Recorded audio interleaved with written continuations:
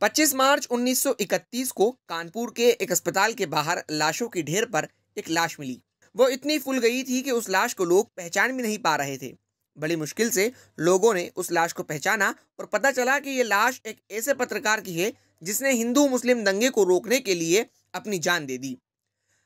हम बात कर रहे हैं गणेश शंकर विद्यार्थी की, एक महान स्वतंत्रता संग्राम सेनानी और निष्पक्ष और सच्चा पत्रकार, जो पत्रकारों की भीड़ से अलग थे क्योंकि वे किसी से घबराते नहीं थे। इसलिए पत्रकारिता के जगत में आज भी उनका नाम सम्मान पूर्वक लिया जाता है। गणेश शंकर विद्यार्थी का जन्म 26 अक्टूबर 1890 को इलाहाबाद के अतरसुइया में हुआ था। आपने 16 वर्ष की उम्र में ही अपनी पहली किताब आत्मोसगरता लिख दी थी।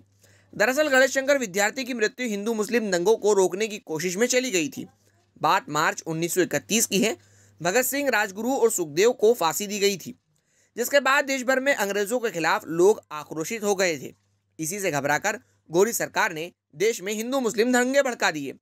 दंगों में पूरा देश जल रहा था। कानपुर में भी दंगे हो रहे थे। इन दंगों में भाई भाई के खून का प्यासा हो गया था। साथ ही सैकड़ों निर्दोष लोग अपनी जान से हाथ धो बैठे थे।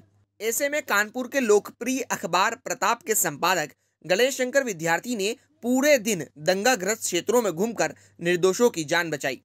उन्हें कानपुर के जिस इलाके में भी लोगों के फंसे होने की सूचना मिलती, काम छोड़ लोगों की जान बचाने निकल पड़ते। उस समय वे अपने पत्रकार के कर्तव्य को छोड़ मानवता का धर्म निष्ठापूर्वक निभा रहे थे और इसी धर्म को निभाते हुए वो इस दुनिया से कूच कर गए। आज कई लोग अपने आप को पत्रकार कहकर देश में हिंदू मुस्लिम करने में लगे हुए हैं। आज गणेश शंकर विद्यार्थी जी के शहादत दिवस पर हम यही कामना करते हैं कि इन लोगों को भी गणेश शंकर विद्यार्थी जी की इस आहुति से शायद हिंदू मुस्लिम सौहार्द की राह दिखाई पड़े।